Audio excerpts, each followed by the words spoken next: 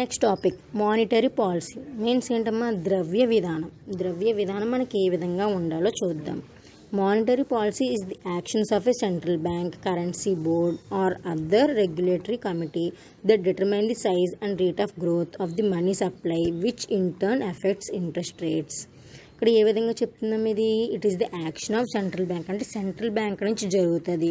అలాగే ఏదైనా currency board అంటే కరెన్సీ డబ్బు ఆ సంస్థ యొక్క మనీ ఎక్కడి నుంచి ముద్ర వేస్తారు, వీటి సంస్థల బోర్డులు ఉంటాయి కదా, ఆ కమిటీస్ వీటి నుంచి ఏంటంటే సైజ్ అనేది డిటర్మైన్ చేస్తారు. అంటే ద్రవ్యం ఏ విధంగా ఉండాలి, దాని గ్రోత్ ఏ విధంగా ఉండాలి, దాని రేట్ ఏంటి అనేది వాళ్ళు చెప్తారన్నమాట. గ్రోత్ ఆఫ్ మనీ సప్లై ఏ విధంగా మనీ సప్లై వెళ్ళాలి, అంతే తప్ప ఇష్టం వచ్చినట్టు చెల్లారు కదమ్మా. దాని గురించి మనకి మీన్స్ మానిటరీ ద్రవ్య విధానం ఏ విధంగా ఉండాలి. Is maintained through actions such as increasing the interest rate పెంచుకుంటూ ఇది మెయింటైన్ చేస్తారు. Or changing the amount of money banks need to keep in the value or bank reserves కూడా ఏం చెప్తున్నాడు ఇక్కడ, చేంజింగ్ ది అమౌంట్ ఆఫ్ మనీని కూడా change చేస్తూ, ఇప్పుడు ఫర్ సపోజ్ ఏంటంటే ఇప్పుడు 20 రూపీస్ నోట్ కొత్తగా వచ్చినాయి, అలాగే ఏంటంటే ఒక నోట్స్ అనేది కొత్తగా ఇలా చేంజ్ చేసుకుంటూ కూడా జరుగుతుంది అని చెప్తున్నాడు. దీనికి ఒక డెఫినేషన్ ఇచ్చారమ్మా, అదేంటో చూద్దాం. According to Federal Reserve Board, monetary policy is the process by which the monetary authority of a country controls the supply of money, often targeting a rate of interest for the purpose of promoting economic growth and stability. ఇక్కడ ఏం చెప్తున్నారు, federal Reserve board ప్రకారం ఏం చెప్తున్నారు, ద్రవ్య విధానం అనేది ఒక దేశం యొక్క ద్రవ్య అధికారం, డబ్బును సరఫరా చేసే ప్రక్రియ. ఇక్కడ ఏంటంటే ద్రవ్య అధికారం వాళ్ళ చేతిలో ఉంటుంది. నెక్స్ట్ ఏంటంటే డబ్బును సరఫరా చేసే ప్రక్రియ జరుగుతుంది. ఇది తరచుగా ఆర్థిక వృద్ధి మరియు స్థిరత్వాన్ని ప్రోత్సహించే ఉద్దేశంలో వడ్డీ రేటును లక్ష్యంగా చేసుకుంటుంది. ఇక్కడ ఏ విధంగా ఇప్పుడు బ్యాంక్స్లో మనీ తీసుకుంటాము, వడ్డీ రేట్ ఎలా పడుతుంది, అలాగే ఏంటంటే ఇక్కడ కూడా వీళ్ళకి కూడా ఇంట్రెస్ట్ రేట్ పడే విధంగా వీళ్ళు అదే ప్రధానమైన లక్ష్యంగా చేసుకుంటారు. Next types of monetary policy అంటే మానిటరీ పాలసీలో రకాలు ఏంటో చూద్దాము. ఫస్ట్ ఏంటమ్మా, ఇన్ఫ్లేషన్ టార్గెటింగ్ మీన్స్ ఏంటి, ద్రవ్యోల్బణం లక్ష్యం. ఇక్కడ ఏం చెప్తున్నాడు, ఇక్కడ under this policy approach the target is to keep inflation అంటే ద్రవ్యోల్బణం అలాగే ఉంచుతూ under a particular definition such consumer price index with a desired range. Consumer price అనేది మనం టార్గెట్ చేసుకోవాలంటే దాన్నే లక్ష్యంగా మనం పెట్టుకొని పెంచుకోవాలి అని చెప్తున్నాడు. The inflation target is achieved through periodic adjustments to the central bank interest rate target. అంటే పీరియాడిక్ అడ్జస్ట్మెంట్స్ రోజు జరిగే అడ్జస్ట్మెంట్స్ బట్టి ఆ టార్గెట్ అంటే మనం లక్ష్యాన్ని మనం చేరాలి అని చెప్తున్నాను అనమాట. The interest rate used is generally the inter bank rate at which banks lend to each other overnight for cash flow purposes. ఇప్పుడు బ్యాంక్స్ వడ్డీలకి ఇస్తుంటారమ్మా, వాళ్ళకి ఏంటి అక్కడ క్యాష్ ఫ్లో రొటేషన్ అవుతూ ఉండాలి కాబట్టి వాళ్ళు ఎంతకని వడ్డీకి ఇస్తారు. ఇప్పుడు అదే మనం డిపాజిట్ చేసుకున్నాం అనుకోండి, మనకి ఇంట్రెస్ట్ ఏమొస్తుంది, తక్కువలోనే వస్తుంది. అదే బ్యాంక్ నుంచి మనం లోన్ తీసుకుంటే కనుక అప్పుడు మన మీద ఎక్కువ మనకి వడ్డీ పడుతుందంట. Depending on the country this particular interest rate might be called the cash rate or something similar. ఇక్కడ ఏంటమ్మా, కంట్రీ మీద డిపెండ్ అయ్యేదట, అంటే ఒక్కొక్క కంట్రీలో ఒక్కొక్క విధంగా ఉంటుంది అని చెప్తున్నాడు. అన్ని చోట్ల ఒకలాగా ఉండదు. ఇప్పుడు బ్యాంక్స్ బట్టి ఎలాగ ఉంటుంది, అలాగే ఒక కంట్రీలో కూడా ఒక్కొక్క విధంగా ఉంటుంది. అంటే ఆ టార్గెట్ ఇంట్రెస్ట్ రేట్ అనేది డిఫరెంట్గా ఉంటుంది అని చెప్తున్నాడు. Next second point, price level targeting ధర స్థాయి లక్ష్యం. అంటే ఇక్కడ ఏంటి, ఫస్ట్ పాయింట్ ఏంటి, ఇన్ఫ్లేషన్ ద్రవ్యోల్బణాన్ని టార్గెట్గా లక్ష్యంగా పెట్టుకున్నారు. నెక్స్ట్ ఏంటి, ధర స్థాయిని లక్ష్యంగా పెట్టుకున్నారు. Price level targeting is similar to inflation. ఇది కూడా ఒక విధంగా ఇన్ఫ్లేషన్ అంటే ద్రవ్యోల్బణం లాంటిది. Except that CPI growth in 1 year అంటే విత్ ఇన్ 1 yearలో ఉండదు. Over or under the long term price level target is offset.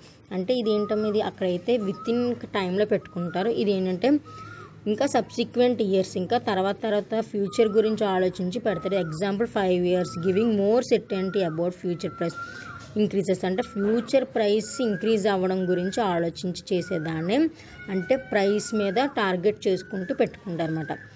Next point, monetary aggregates అంటే ద్రవ్య కంకర.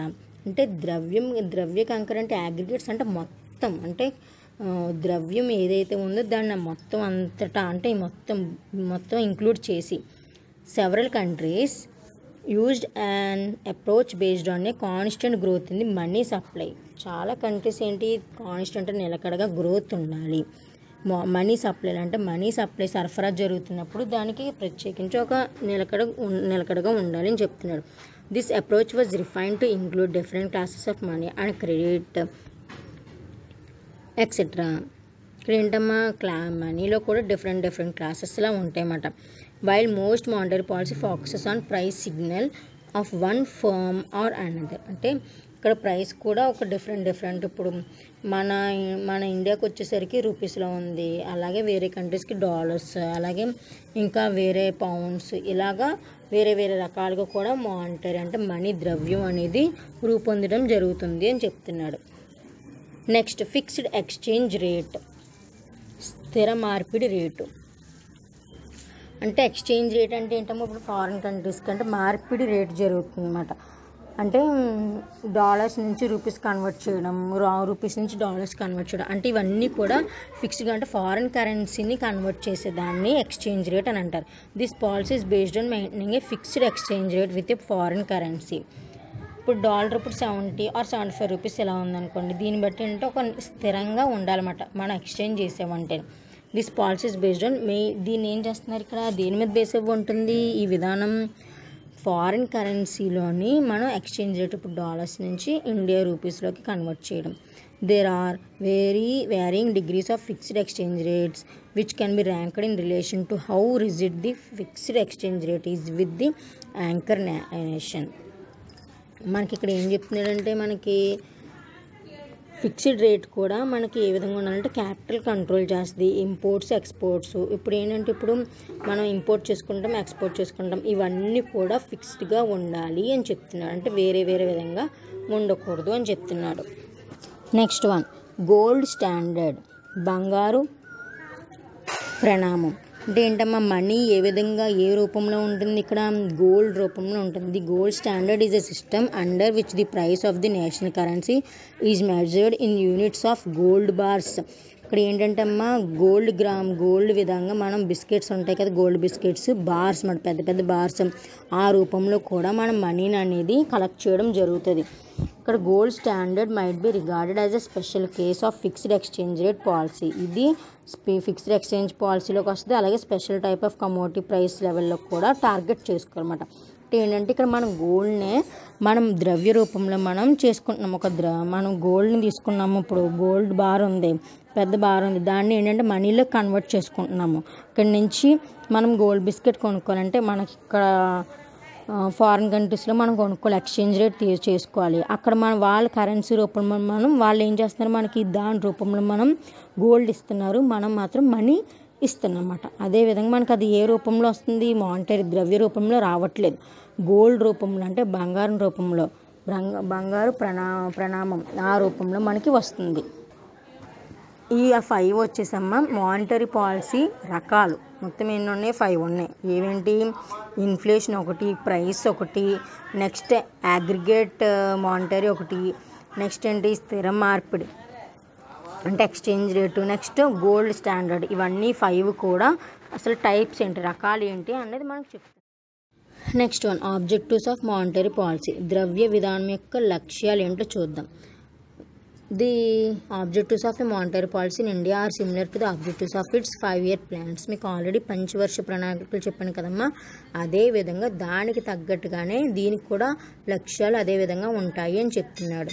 ఇది nutshell planning in India AIIMS at growth, stability and social justice. ఇది కూడా ఏంటి, ఎయిమ్స్ ఎట్ గ్రోత్ అంటే వృద్ధి కూడా స్టాబుల్గా ఉండడం, స్థిరత్వంగా ఉండాలి అనే విధంగా చెప్తున్నాడు. అండ్ సోషల్ జస్టిస్ అంటే సామాజిక న్యాయం కింద ఉండాలి అని చెప్తున్నాడు.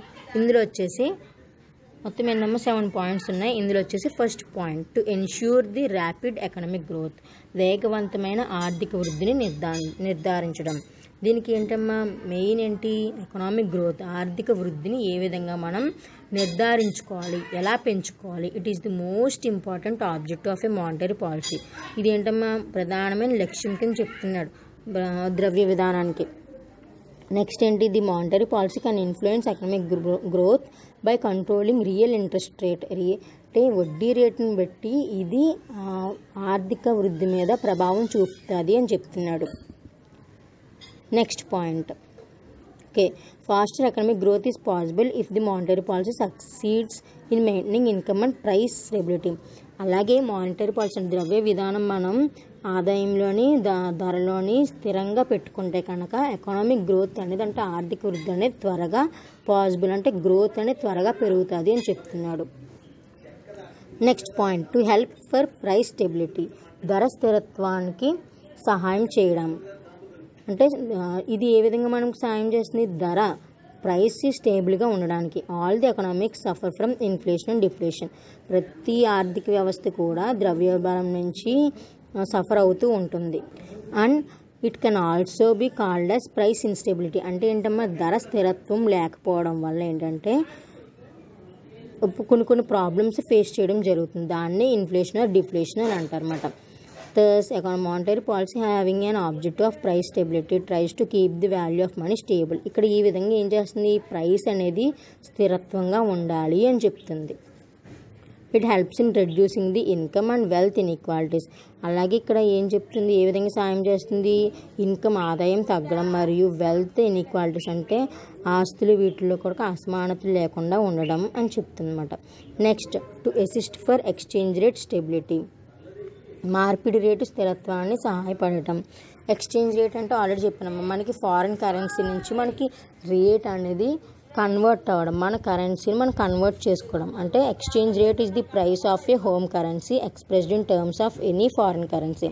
మన ఫారిన్ కరెన్సీని మన దేశం అంటే మన హోమ్ కరెన్సీ, మన ఇండియా కరెన్సీని ఫారిన్ కంట్రీస్లోకి ట్రాన్స్ఫర్ చేయడం, లేదంటే ఫారిన్ కరెన్సీని ఇండియా కరెన్సీలోకి ట్రాన్స్ఫర్ చేయడం. ఈ విధంగా దీనికి కూడా ఒక స్టెబిలిటీ అనేది ఉండాలి అని చెప్తున్నాను. అంటే స్థిరత్వం ఉండాలి. ఏదైనా మనం ఇక్కడ ఏం చేస్తామంటే మానిటరీ ద్రవ్య విధానం ఏం చెప్తున్నాడు? ప్రైస్ అయినా ఏదైనా సరే ఒక స్థిరత్వం స్టెబిలిటీ అనేది మెయింటైన్ చేయాలి అని చెప్తున్నాడు.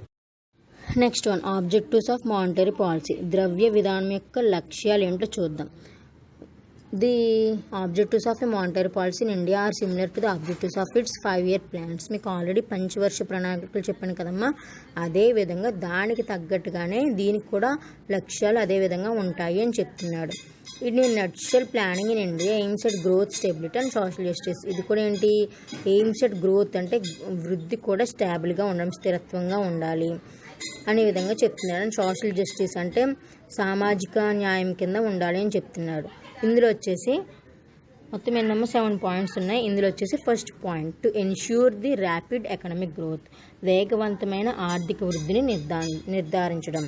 దీనికి ఏంటమ్మా మెయిన్ ఏంటి? ఎకనామిక్ గ్రోత్, ఆర్థిక వృద్ధిని ఏ విధంగా మనం నిర్ధారించుకోవాలి, ఎలా పెంచుకోవాలి. It is the most important objective of A monetary policy. ఇది ఏంటమ్మా ప్రధానమైన లక్ష్యం కింద చెప్తున్నాడు ద్రవ్య విధానానికి. నెక్స్ట్ ఏంటి? The monetary policy can influence economic growth by controlling real interest rate. అంటే వడ్డీ రేటును బట్టి ఇది ఆర్థిక వృద్ధి మీద ప్రభావం చూపుతుంది అని చెప్తున్నాడు. Next point. Okay, faster economic growth is possible if the monetary policy succeeds in maintaining income and price stability. అలాగే మానిటరీ పాలసీ ద్రవ్య విధానం మనం ఆదాయంలోని ధరలోని స్థిరంగా పెట్టుకుంటే కనుక ఎకనామిక్ గ్రోత్ అనేది అంటే ఆర్థిక వృద్ధి అనేది త్వరగా పాసిబుల్ అంటే గ్రోత్ అనేది త్వరగా పెరుగుతుంది అని చెప్తున్నాడు. Next point, to help for price stability. ధర స్థిరత్వానికి సహాయం చేయడం. అంటే ఇది ఏ విధంగా మనకు సహాయం చేస్తుంది? ధర ప్రైస్ స్టేబుల్గా ఉండడానికి. All the economics suffer from inflation and deflation. ప్రతి ఆర్థిక వ్యవస్థ కూడా ద్రవ్యోల్బణం నుంచి సఫర్ అవుతూ ఉంటుంది. And it can also be called as price instability. అంటే ఏంటమ్మా ధర స్థిరత్వం లేకపోవడం వల్ల ఏంటంటే కొన్ని ప్రాబ్లమ్స్ ఫేస్ చేయడం జరుగుతుంది. దాన్ని ఇన్ఫ్లేషన్ ఆర్ డిఫ్లేషన్ అని అంటారన్నమాట. Thus, monetary policy having an objective of price stability tries to keep the value of money stable. ఇక్కడ ఈ విధంగా ఏం చేస్తుంది? ప్రైస్ అనేది స్థిరత్వంగా ఉండాలి అని చెప్తుంది. It helps in reducing the income and wealth inequalities. అలాగే ఇక్కడ ఏం చెప్తుంది? ఏ విధంగా సాయం చేస్తుంది? ఇన్కమ్ ఆదాయం తగ్గడం మరియు వెల్త్ ఇన్ఈక్వాలిటీస్ అంటే ఆస్తులు వీటిలో కూడా అసమానతలు లేకుండా ఉండడం అని చెప్తుంది అన్నమాట. Next, to assist for exchange rate stability. మార్పిడి రేటు స్థిరత్వాన్ని సహాయపడటం. ఎక్స్చేంజ్ రేట్ అంటే ఆల్రెడీ చెప్పినాము, మనకి ఫారిన్ కరెన్సీ నుంచి మనకి రేట్ అనేది కన్వర్ట్ అవ్వడం, మన కరెన్సీని మనం కన్వర్ట్ చేసుకోవడం. అంటే exchange rate is the price of A home currency expressed in terms of any foreign currency. మన ఫారిన్ కరెన్సీని మన దేశం అంటే మన హోమ్ కరెన్సీ, మన ఇండియా కరెన్సీని ఫారిన్ కంట్రీస్లోకి ట్రాన్స్ఫర్ చేయడం, లేదంటే ఫారిన్ కరెన్సీని India currency. Next one, to assist for balance of payments equilibrium. చెల్లింపుల సమతుల్యతకు సహాయం చేయడం. అంటే చెల్లింపులు అంటే బ్యాలెన్స్ ఆఫ్ పేమెంట్స్ ఏ విధంగా ఉండాలి, సమానంగా ఉండాలి అని చెప్తున్నాడు. Many developing countries like India suffering from disequilibrium in the BOP. అంటే చెల్లింపుల్లోనే అసమానతలు ఉండడం అనేది మనం చాలా కంట్రీస్ సఫర్ అవుతున్నారు, బాధపడుతున్నారు అని చెప్తున్నారు. The reserve Bank of India through its monetary policy ద్వారా ఏం చేస్తున్నారు, to maintain equilibrium in the balance of payments. సమతౌల్యాన్ని పెంచే విధంగా Reserve Bank of India try చేస్తుంది. దేని ద్వారా, మానిటరీ ద్రవ్య విధానం ద్వారా సమతౌల్యం ఏర్పడే విధంగా చూస్తుంది అని చెప్తున్నారు. Next one, to ensure full employment. పూర్తి ఉపాధి ఉండేలాగా. అలాగే ఏంటంటే ఉపాధి, నిరుద్యోగం కాకుండా ఉద్యోగ స్థాయి, ఉపాధి స్థాయి పూర్తిగా కల్పించాలి. The concept of full employment was much discussed after Keynes publication of the general theory 1936. ఇక్కడ ఎవరు చెప్తున్నారు, ఇక్కడ కీన్స్ పబ్లికేషన్లోని జనరల్ థియరీ అనేది మనకి చెప్తుందన్నమాట. మనకి కాన్సెప్ట్ ఏంటి, ఫుల్ ఎంప్లాయ్మెంట్ మీద కాన్సెప్ట్ తీసుకొని, it refers to absence of involuntary unemployment. ఇది దేని గురించి చెప్తుందమ్మా, అన్ఎంప్లాయ్మెంట్ గురించి చెప్తుంది. అంటే ఉద్యోగం లేకపోవడం, ఉపాధి స్థాయి తక్కువగా ఉండడం. In simple words, full employment stands for a situation in which everybody who wants jobs get jobs. ఏంటమ్మా ఇక్కడ ఫుల్ ఎంప్లాయ్మెంట్ అంటే ఏంటి, ఎవరికైతే జాబ్ అవసరం ఉంటుందో వాళ్ళకి జాబ్ వచ్చే విధంగా ఉండాలి, వాళ్ళకి జాబ్ ఉండాలి అని చెప్తున్నారు అనమాట. దాన్ని ఫుల్ ఎంప్లాయ్మెంట్. ఇక్కడ ద్రవ్యోల్బణంలో ఏం చెప్తున్నారు, ఫుల్ ఎంప్లాయ్మెంట్ అనేది మనం కల్పించాలి, ఉండేలాగా అని చెప్తున్నాడు. Next, to ensure the neutrality of money. డబ్బు యొక్క తటస్థను నిర్ధారించడం. అంటే మనీ ఏ విధంగా ఉండాలి, న్యూట్రల్గా, ఒకే విధంగా ఉండాలి, వేరే వేరే విధంగా అంటే న్యూట్రల్ ఫామ్లా ఉండాలి అని చెప్తున్నాడు. Economist such as Wicksteed and Robertson has always considered money as a passive factor. According to them, money should play only a role of medium of exchange and not more than that. అంటే ఒక medium, అంటే mediator కింద money వ్యవహరించాలి తప్ప అంతకుమించి ఎక్కువ కాదు. అంటే monetary policy should regulate the supply of money. అంటే మనీ ఈజీగా సప్లై అవ్వాలి, అంటే దాని సప్లై కూడా ఈజీగా ఉండాలి. And the change in money supply creates monetary disequilibrium. అలాగే ఏంటంటే అసమతౌల్యం క్రియేట్ చేయకుండా సమానంగా ఉండాలి, బ్యాలెన్స్డ్గా ఉండాలి. ప్రైస్ స్టెబిలిటీ, దీనివల్ల ఏంటంటే ఇక్కడ ప్రైస్ స్టెబిలిటీ అనేది డిఫికల్ట్గా, కష్టంగా ఉంటుంది అని చెప్తున్నాడు. Next point, to support for equal income distribution. సమాన ఆదాయ పంపిణీకి మద్దతు ఇవ్వడం. అంటే ఏంటమ్మా, మనం ఇన్కమ్ అనేది పంపిణీ కూడా ఏంటంటే ఆదాయ పంపిణీ సమానంగా ఉండాలి అనే దాన్ని మనం సపోర్ట్ చేయాలి, దానికి మద్దతు ఇవ్వాలన్నమాట. దానికి many economists use to justify the role of the fiscal policy is maintaining economic equality. ఆదాయ విధానంలో ఏం చేస్తుంది, ఎకనామిక్ ఈక్వాలిటీ అంటే ఆర్థిక సమానత్వాన్ని కూడా మెయింటైన్ చేస్తుంది అన్నమాట. However in recent years economists have given the opinion that the monetary policy can help and play and supplementary role and attaining economic equality. ఈ విధంగా ఏంటంటే మనకి ద్రవ్య విధానం ఏ విధంగా మనం హెల్ప్ చేస్తుంది, మనకి ఎకనామిక్ ఆర్థిక సమతౌల్యం పొందడానికి, అంటే గ్రోత్ పెంచుకోవడానికి సహాయం చేస్తుంది అని చెప్తుంది. ఇవి ఏంటమ్మా లక్ష్యాలు, ప్రధానమైన లక్ష్యాలు ఏంటి మానిటరీ పాలసీకి అనే దాని గురించి మొత్తం ఈ 7 పాయింట్స్లో వివరించుకున్నాము. Next one, limitations of monetary policy. ద్రవ్య విధానంలో పరిమితులు ఏవి ఉన్నాయో చూద్దాము. ఫస్ట్ వన్, అసలు ఇవన్నీ కూడా ఎక్కడి నుంచి అడాప్ట్ ఉన్నాయి, the following are the main limitations of the monetary policy adapted by the reserve Bank. అసలు ద్రవ్య విధానం ఎక్కడి నుంచి వచ్చింది, రిజర్వ్ బ్యాంక్ నుంచి వచ్చింది ఈ విధానం గురించి అని చెప్తున్నాడు. First one, restricted scope of monetary policy in economic development. ఆర్థికాభివృద్ధిలో ద్రవ్య విధానం యొక్క పరిమితం ఏ విధంగా ఉండాలి, దానికి రెస్ట్రిక్షన్స్ ఏంటి. ఓకేనమ్మా, ఇప్పుడు ఎకనామిక్ డెవలప్మెంట్, ఆర్థిక అభివృద్ధి ఏ విధంగా చేసుకోవాలి, ఇందులోని దీని పరిమాణం అంటే స్కోప్ ఏ విధంగా ఉంటుంది అంటే మానిటరీ ద్రవ్య విధానం యొక్క పరిమాణం ఏ విధంగా ఉంటుంది, పరిమితి ఏ విధంగా ఉంటుందో చూద్దాం. In reality, the monetary policy has been assigned only a minor role in the process of economic development. Only చిన్నగా మాత్రమే ఇందులో మనకి అంటే అసైన్ చేయడం జరుగుతుంది. చిన్ని రోల్ మాత్రం చిన్న పాత్ర అంటే చాలా చిన్న పాత్ర పోషిస్తుంది ఇందులో. The monetary policy is not given by predominant role in the process of economic development.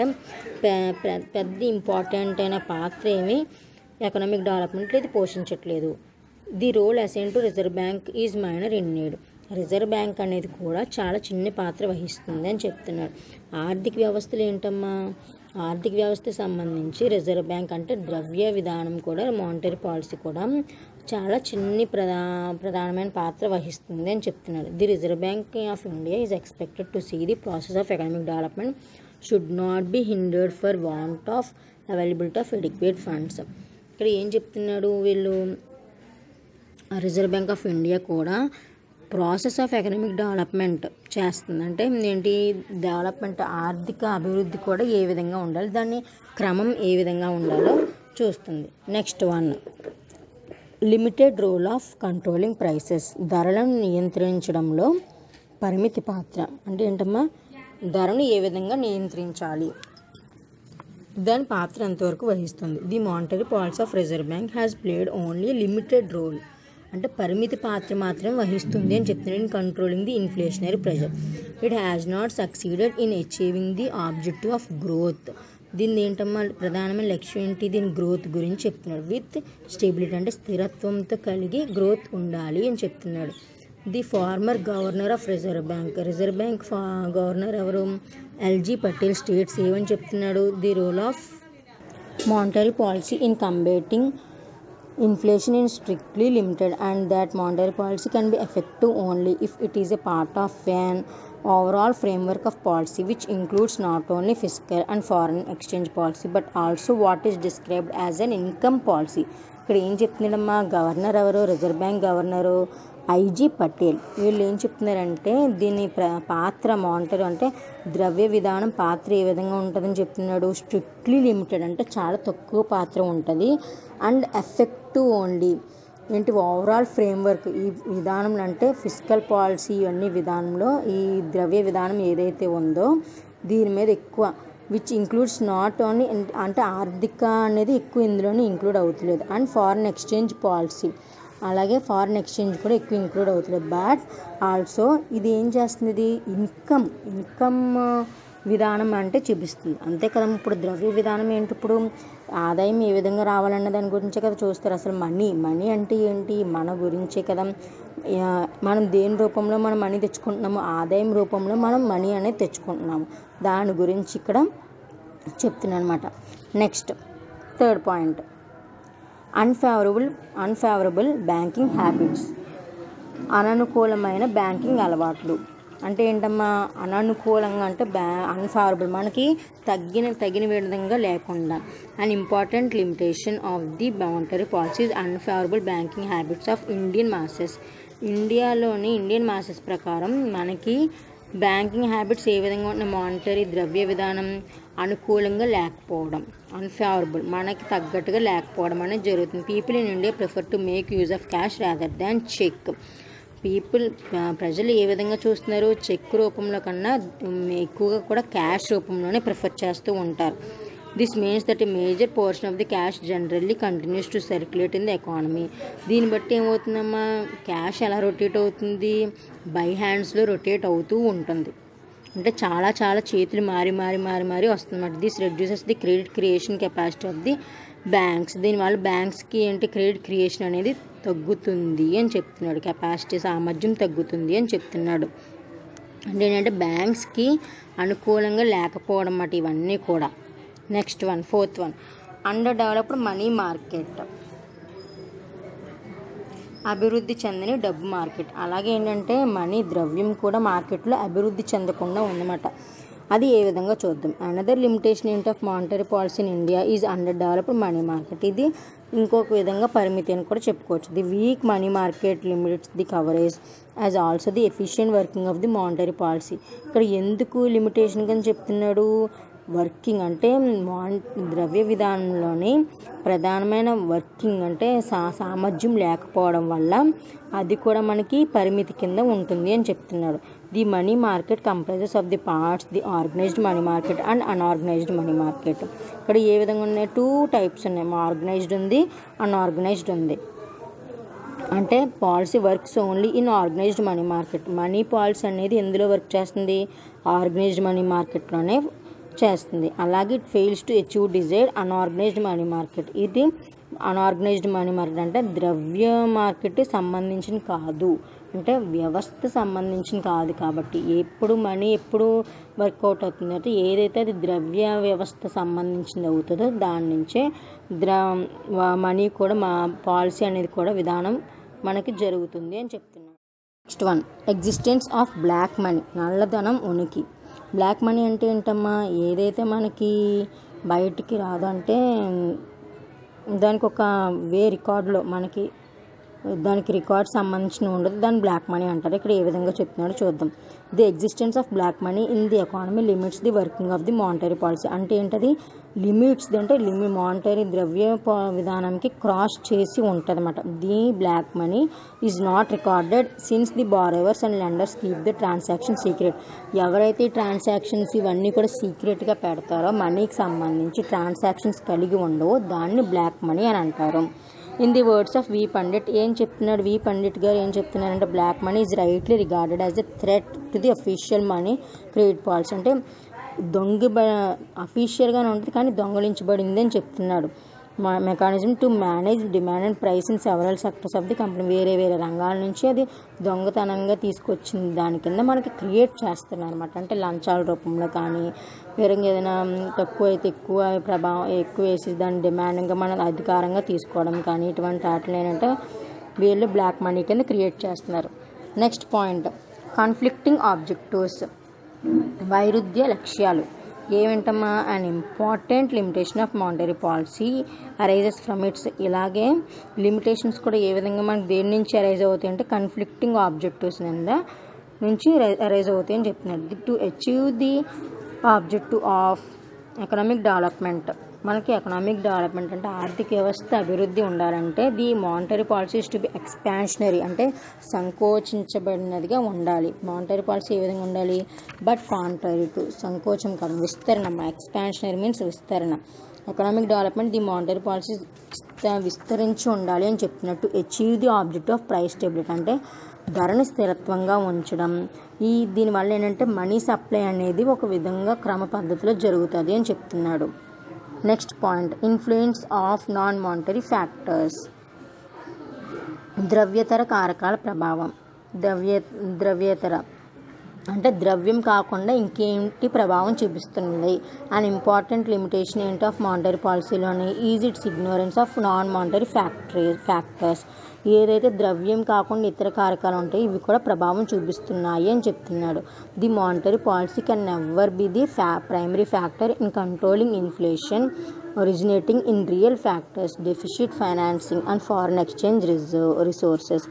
ఇది ఏ విధంగా చెప్తుందమ్మా, ఇన్ఫ్లేషన్ అంటే ద్రవ్యోల్బణం తన కంట్రోల్లో ఉండదు, అదొక ప్రైమరీ ఫ్యాక్టర్ అని చెప్తున్నాడు.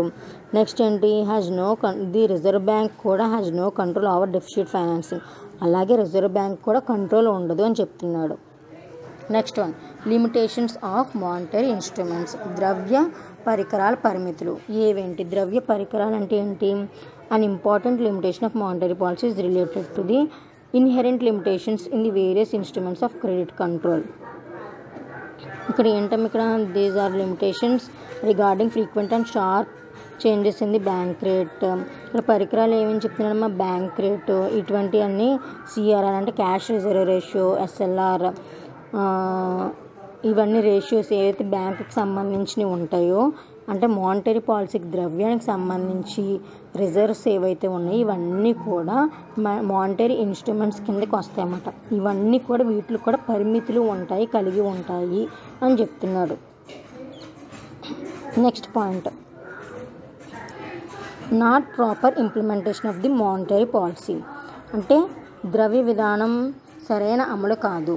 అంటే ఏంటంటే ద్రవ్య విధానం మీద సరిగ్గా అమలు కాకపోవడం, ద్రవ్య విధానం అంటే మనం ప్రాపర్గా ఇంప్లిమెంట్ చేయకపోవడం, సరిగ్గా దాన్ని not proper implementation of the monetary policy అని అంటారు. Successful application of monetary policy is not merely A question of availability of instruments of credit control. ఇక్కడ ఏం చేస్తున్నారు, ఇక్కడ సక్సెస్ అంటే ఏంటమ్మా, ఇక్కడ మానిటరీ పాలసీని సరైన మార్గంలో మనం ఇంప్లిమెంట్ చేస్తే దాన్ని సక్సెస్గా మనం చెప్తాం. ఇక్కడ అన్సక్సెస్ఫుల్ అంటే ఏంటి, ఎప్పుడైతే మానిటరీ ద్రవ్య విధానం మనం సరైన దారిలో మనం ఇంప్లిమెంట్ చేయలేదో దాన్ని ఏంటంటే అన్సక్సెస్ఫుల్ అప్లికేషన్ కింద మనం ట్రీట్ చేస్తాం అన్నమాట. ఇక్కడ ఈ విధంగా ఏం జరుగుతుంది, ఇక్కడ క్వశ్చన్స్ అనేది మనకు అరైజ్ అవుతాయి with regard to timing and the degree of restraint employed and relaxation allowed. Past experience shows the Reserve Bank's credit restrictions have always fallen short of the required extent of restraint.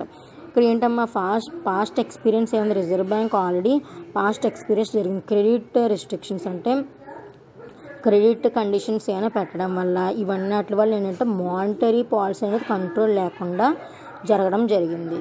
ఇది limitations అమ్మ. Monetary అంటే ద్రవ్య విధానం ఏ విధంగా, దానికి పరిమితులు ఏవేంటి, ఏ విధంగా జరిగినాయి అనే దాని గురించి ఎంటైర్ మానిటరీ పాలసీ గురించి మనం ఈ టాపిక్లో తెలుసుకున్నాం.